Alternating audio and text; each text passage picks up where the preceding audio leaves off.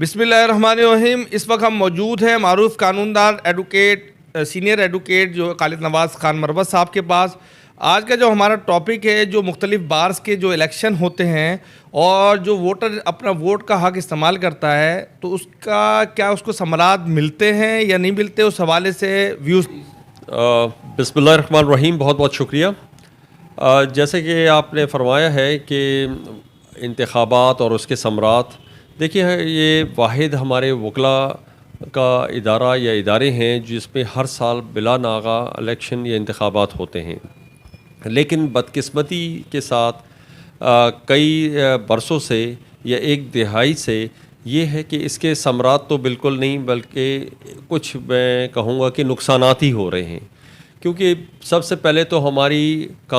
آئینی اور قانونی فریضہ بنتا ہے کہ ہم آئین کو صحیح طریقے سے نافذ کریں، قانون کو صحیح طریقے سے نافذ کریں، لیکن ہم اس کو کم دیکھ پاتے ہیں اور اپنی بار کی سیاست اور منفی سیاستوں کی طرف زیادہ چلے گئے۔ سب سے پہلے تو جو بدقسمتی سے میں کراچی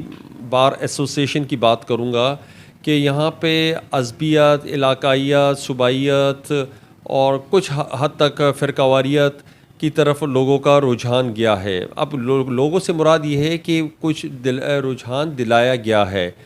وہ اشخاص یا وہ افراد جو ہم میں ہی ہیں، ظاہر بات ہے کالے کوٹ میں سے ہیں، وہ اپنی سیاست کے لیے کرتے ہیں۔ ایک سال کا بڑا قلیل مدت ہوتا ہے، اس میں بھی کچھ ماہ رہتے ہیں، اس سے پہلے انتخابات کا سلسلہ شروع ہو جاتا ہے، لیکن ہم نے انفرادی طور پہ کسی وکلا کے لیے بحیثیت بار ہم نے کم اب سوچنا شروع کیا ہے، اور اجتماعی بھی ہم نہیں کر پاتے۔ یہاں پر دیکھا جاتا ہے کہ منتخب ہونے کے بعد یا تو اپنی وکالت کو چار چاند لگانا، یا پھر انہوں نے اپنا کوئی اور جو ایم ٹارگٹ ہوتا ہے وہاں سے حاصل کرنا، وہ اس میں کامیاب ہونے کی سوچتے ہیں، جس کی وجہ سے ان کے ووٹر بھی ہیں وہ کہتے ہیں کہ جتنا ہم اس وقتی طور پہ انتخابات سے پہلے ذاتی طور پہ کچھ کر پائیں یا مل پائے ہمیں، تو ہمیں کرنا چاہیے۔ جیسے کہ بڑے پیمانے پہ ناشتے، ظہرانے، عشائیہ، ڈائریاں، ڈیوز کلیئر کرنا، اور یہاں تک کہ ذاتی باقی مسائل جو ہوتے ہیں اس حوالے سے رجحان جو بڑھتا جا رہا ہے، وہ ہمیں ایک اجتماعی سوچ سے اور ایک تعمیری سوچ سے دور لے کے جا رہا ہے۔ بار کی سیاست وکلا کالے کوٹ کی ترقی اور تحفظ کے لیے اب تو ایسا لگتا ہے کہ ذاتی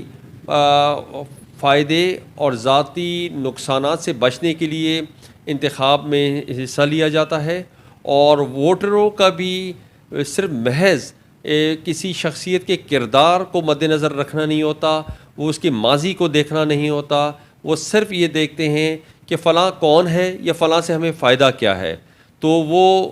اس فقدان کی وجہ سے،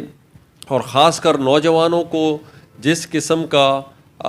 صحیح طور پہ ان کو گائیڈ نہیں کیا جا رہا، یا ان کو وکالت کے شعبے سے زیادہ لائن پہ ہم لوگ